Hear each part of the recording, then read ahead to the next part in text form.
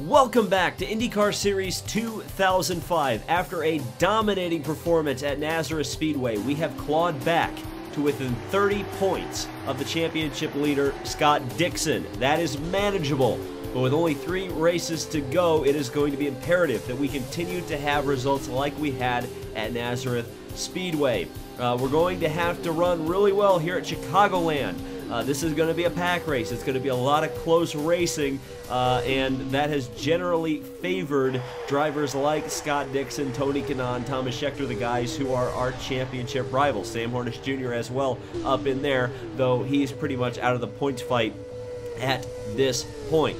So it's going to be pretty crazy. Let's take a look at the rest of the field as they run after 13 races. You can see the 34 drivers who have taken a point start in this year's IndyCar Series. So this is going to be crazy. Like I said, it's Chicagoland, and Chicagoland is traditionally, or at least used to be traditionally, one of the craziest races in IndyCar competition. So to give you a little bit better introduction than I could give you, let's send it over to Bob Jenkins and let's get qualified. It's race 14, and we arrive at the popular Chicagoland Speedway in Joliet, Illinois, near the windy city of Chicago. This high-banked 1.5-mile D-shaped tri-oval always makes for fast, high-speed action with the cars running the low downforce Speedway wing configuration. This track holds the record for the closest finish ever in IndyCar Series racing, with Sam Hornish Jr. prevailing over Al Unser Jr. by 24 ten-thousandths of a second back in 2002. The wide groove at Chicagoland allows plenty of side-by-side racing, with the straightaways favoring a higher position on the track and the corners favoring a lower one. Some parts of the track even allow for cars to race 3 wide, but if you get into this situation, make sure you are aware of what the cars around you are doing. So, qualifying board, Scott Sharp was the provisional pole sitter. Now it's Robbie Buell at 228 miles an hour. Where did that speed come from? Buell has not been anywhere in this series so far, but it looks like, at least for now, he's at least on the front row at 228 miles per hour. Thomas Scheckter just pipped him at 228.6.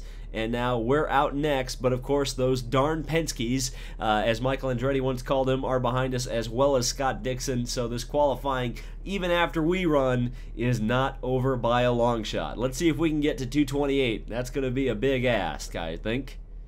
So here we go. We got to trim this thing out as much as possible. Definitely not sure why the front wing is quite that high.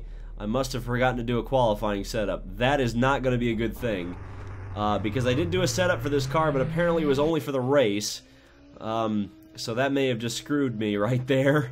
Oh well, we'll probably not qualify too well. I'm probably going to be flat out around here, because Chicagoland is, again, a 1.5 mile oval, and these, unless there's a lot of bumps or tight corners, are pretty much 100% flat out for IndyCar. So here we go. Up to speed. We're going to see what we've got. I was able to run in private testing with my setup around 225 miles an hour. I suspect we're going to be a little bit slower than that on this qualifying run. But hey, we're at 228 going into turn 1. Not too bad. We're scrubbing a little bit of speed.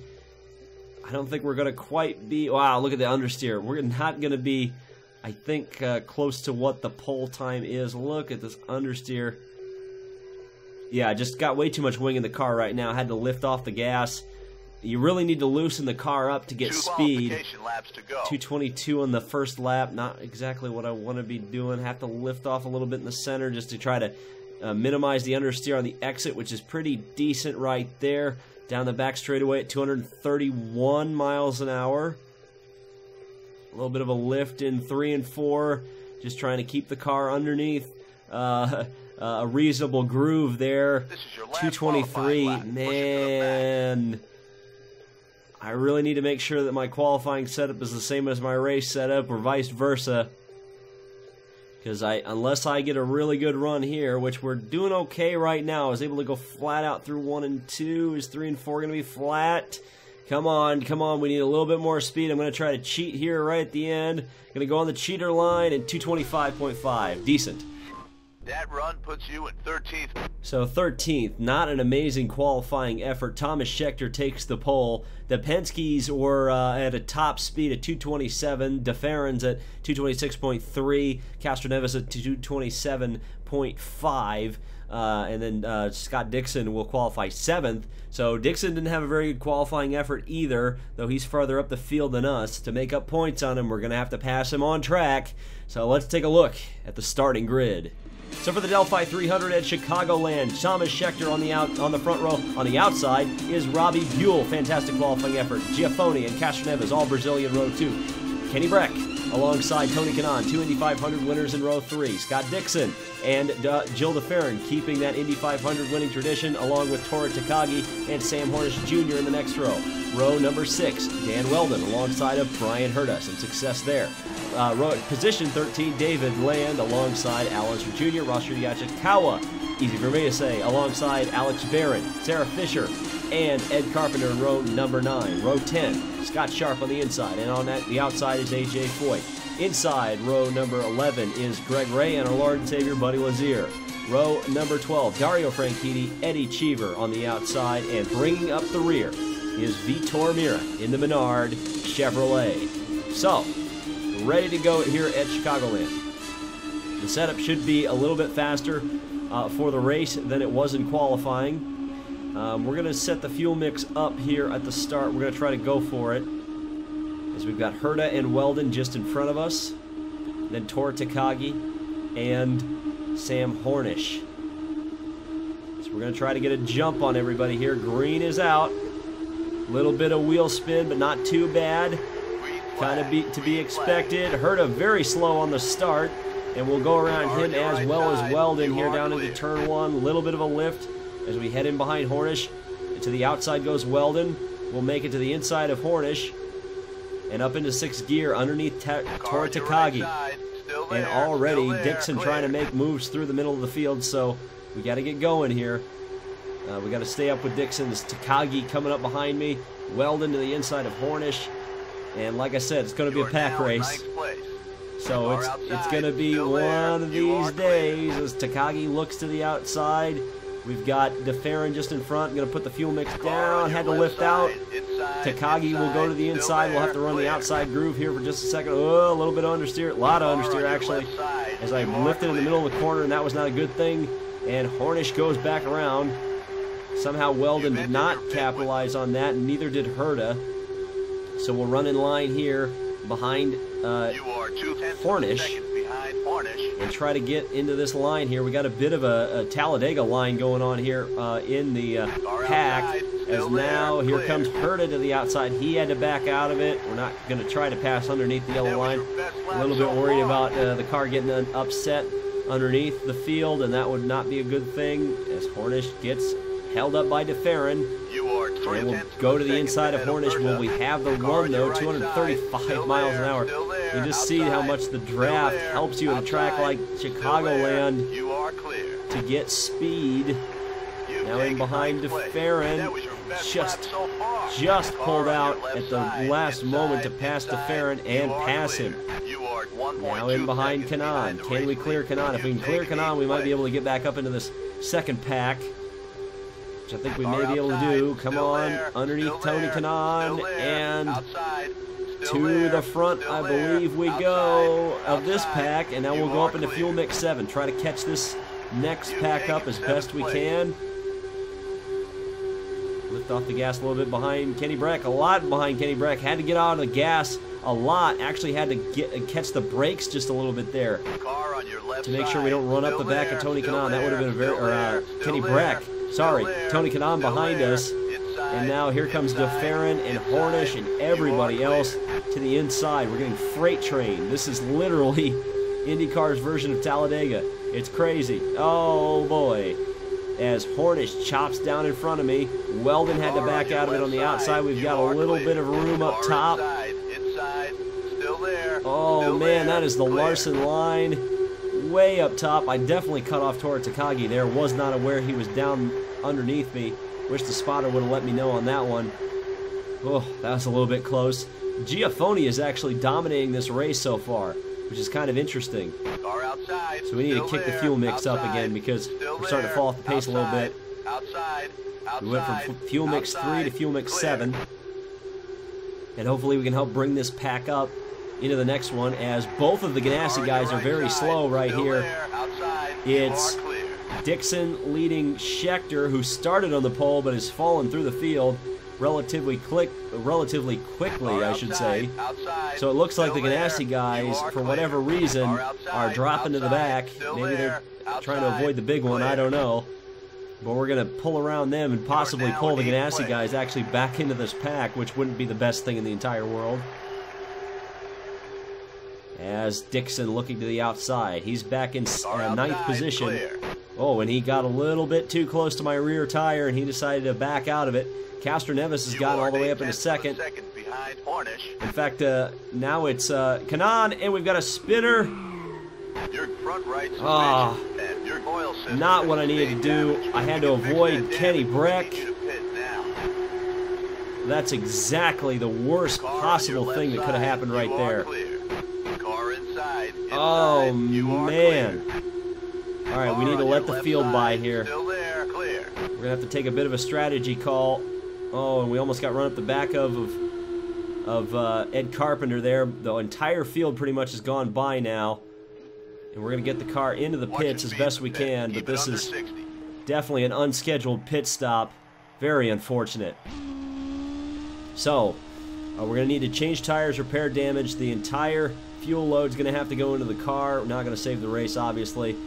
This is going to be a long stop, so we're going to need to pull some strategy out of our butts here to get back to the front. We need this race to go green at least until the first round of pit stops so we can get our laps back. We've already gone 1 lap down as you hear the field going by. This is crushing for the championship as Kenny Brack lost control, and in an effort to avoid him to not have a very serious crash, we have gone into the pits. Repairs taking place. Obviously going to be a lengthy repair here as we're just waiting. We go 2 laps behind the race. Tire back on the car, and now we will rejoin the field, but definitely not what we need to be doing right here. That is very frustrating. So as we come back out onto the track, it's only lap 12. We've got 48 in the fuel tank, so we're good on fuel. We could theoretically run at fuel mix 7, I believe, till the end of the race, so that's what I'm going to do, and just kind of try to run as fast as we can. I know the car is much faster than, or at least single, it's faster than it is in traffic, how about that? Or faster than it was in qualifying. That's what I was trying to say. So, okay, we're 2 laps behind the race. And the leaders are coming up in the pack behind me. So, ideally, we don't want to go 3 laps behind the race. We're going to try to catch up to the cars that are directly in front of me on track. Definitely not for position just yet. Those would be Cheever and I believe Mira. And those guys are way bits up the road. But again, if we can just hold the pack off until the first pit stop, this is what we're going to need to do. But it's definitely going to be a recovery drive, at least to begin with. I'd really rather the pack not catch me, but I don't know if there's going to be really a lot of option for that. I could have taken some front wing out of the car to try to gain a little bit more straight line speed, but I don't really want to compromise the handling, especially if we're going to have to fight through the pack a couple times. So this isn't what we really needed, I can tell you that. I'm a little bit nervous about the championship hopes right now. The only thing that maybe could save us is if Dixon has a worse day than us. But right now he's running in 7th, which is where he qualified, so right now he would be gaining points on us. And that may be curtains on our championship, at least for now. So 2 laps to make up, but they are going to be coming to the end of their fuel mileage fairly soon, right around the lap 20-25 marker.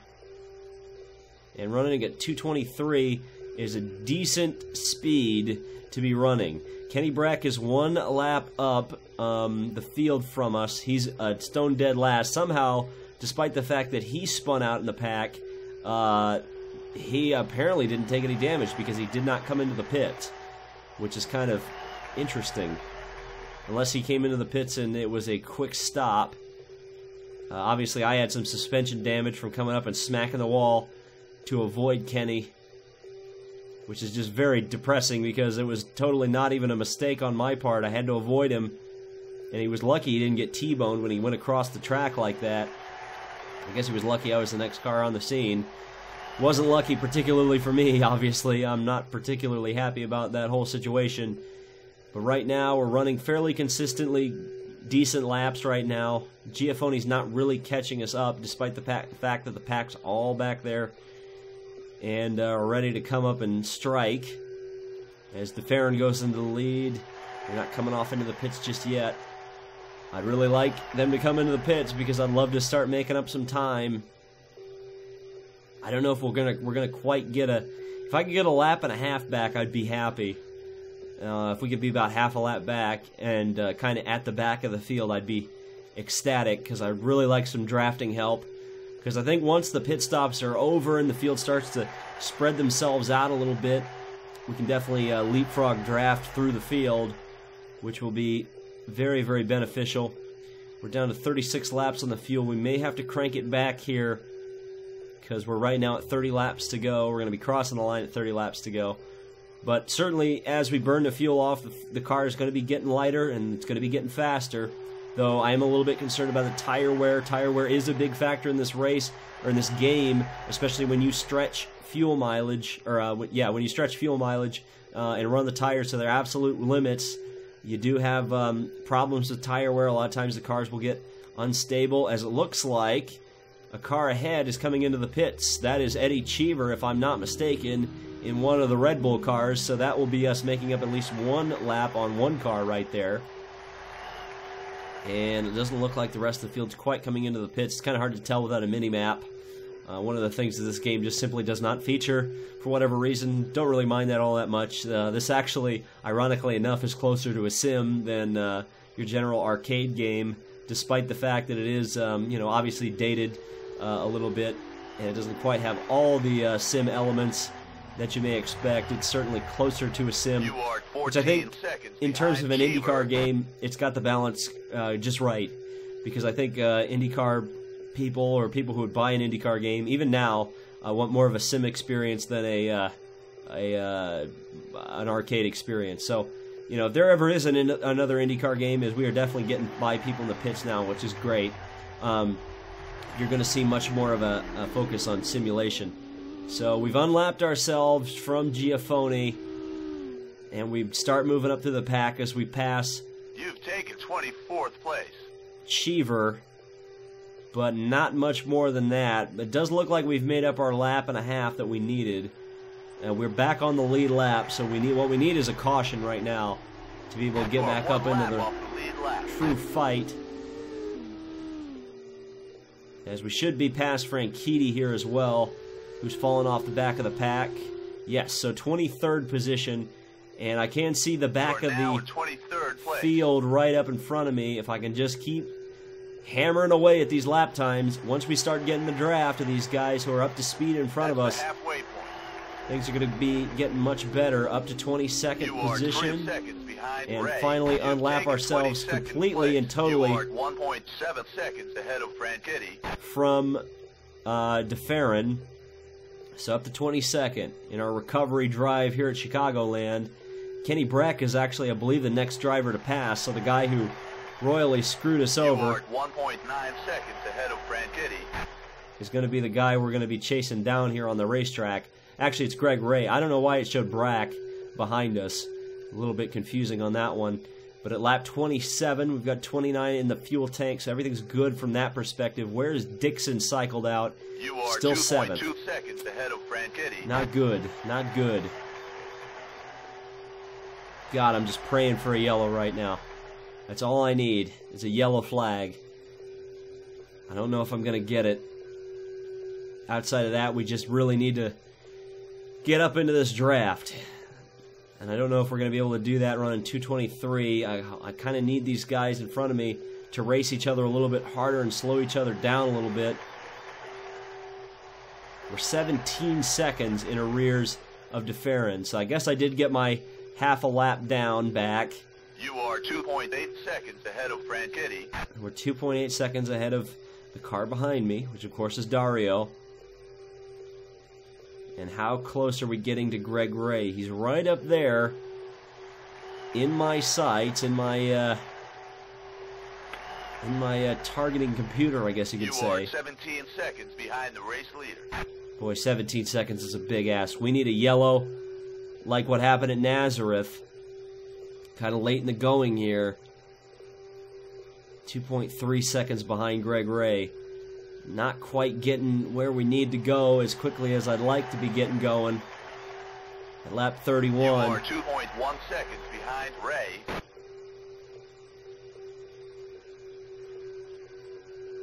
Boy, if Kenny Brack wanted to spin out and crash again, that would be excellent for my race.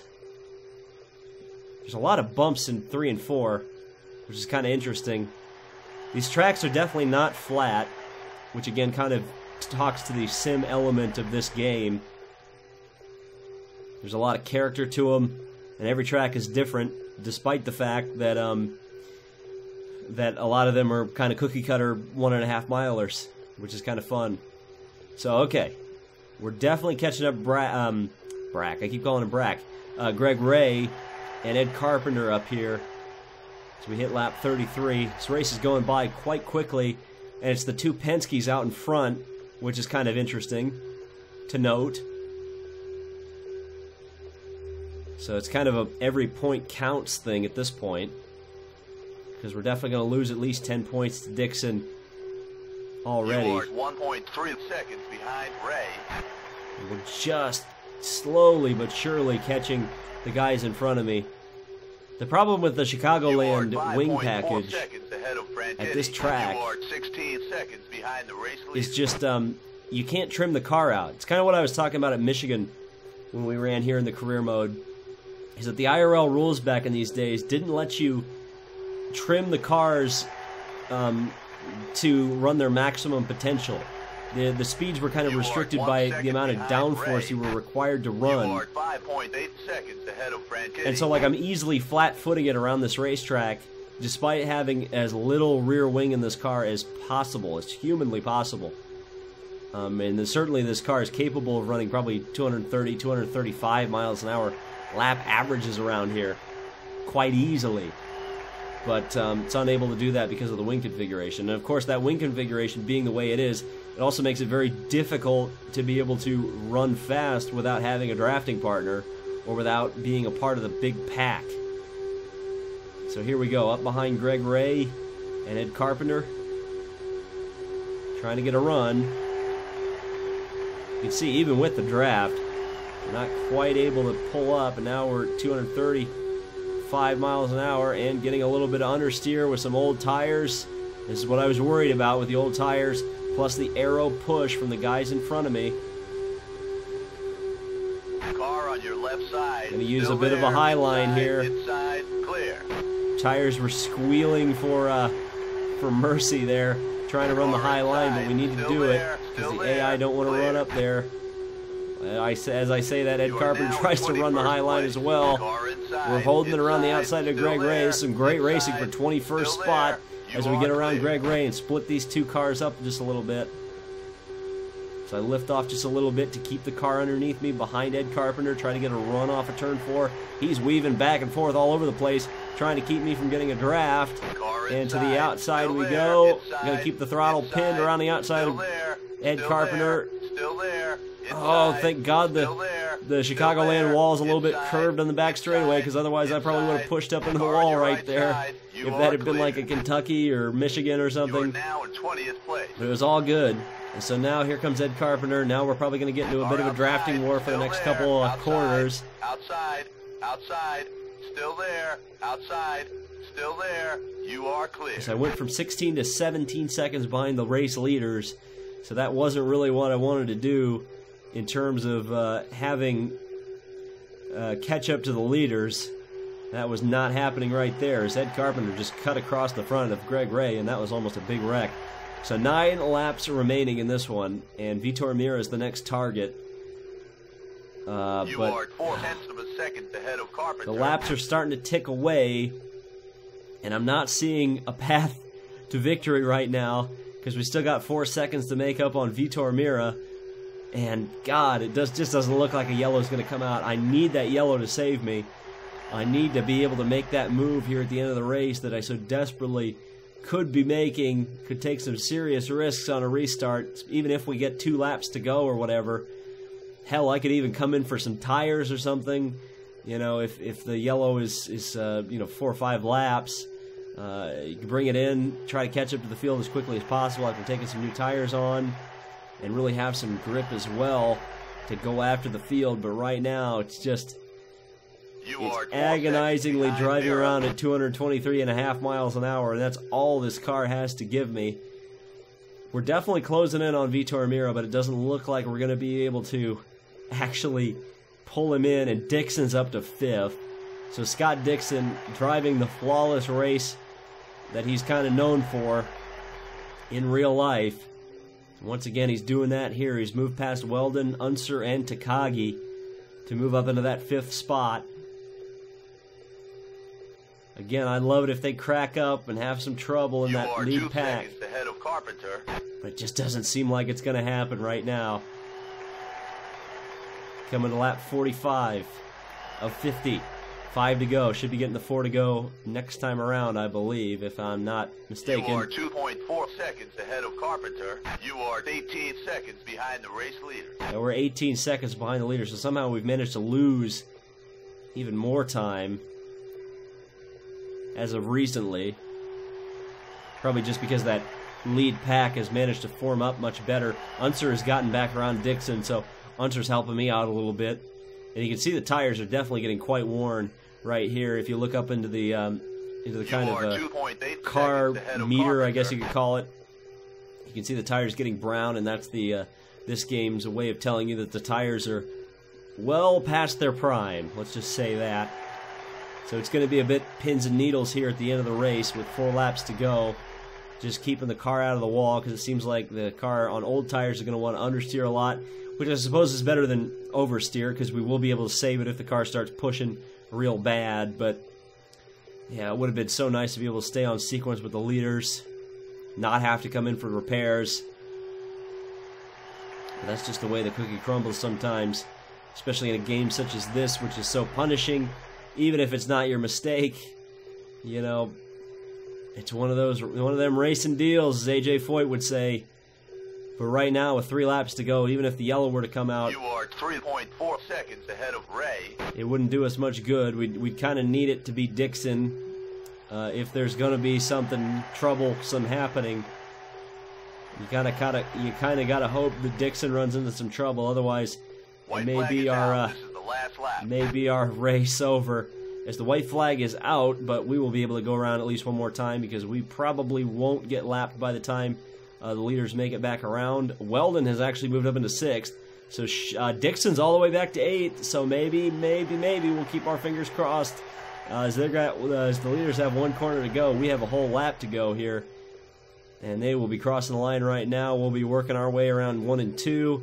Still not seeing anybody behind me, so it looks like our position is pretty much set here in 20th spot, and that's just so unfortunate. Our championship hopes may have been dashed here in Chicagoland, but we definitely fought all the way.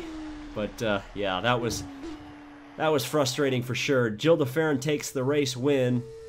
We get 10 championship points, which, let's see, compared to Dixon, well, it's only a 10-point swing, so it's going to put him back 42 points, I believe, ahead of us. That's still a race and some, or it's still less than a race distance. I mean, we're Dixon to finish, 25th at 1 race, and we win the next 2. It's still, there's still some possibility there, but it's going to be very, very difficult to be able to take a championship from this position. But yeah, that's why you run a race. You never know how it's going to end. And this one, unfortunately, didn't go our way because of that spin by Kenny Brack in the middle of the race.